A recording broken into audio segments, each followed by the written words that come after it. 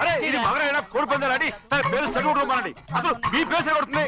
సర్లే, ఊళ్ళో ఎవడో ఏదో కొవ్వెక్కి వాడితే అది నిజం అవుతాయి.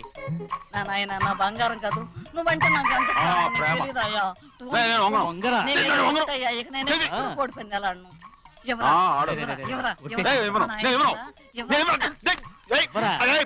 చూస్తాను ఎన్నాళ్ళు మాట మీద నిలబడతావో. దాని సంగతి నీకు తెలీదు. ఒక్కసారి ఒట్టేసిందంటే ఒట్టే. ఇక కోడి పందాల పక్కకి వెళ్ళదంటే వెళ్ళదంటే. కానీ బయట బయట బయట బయట 20 బయట 20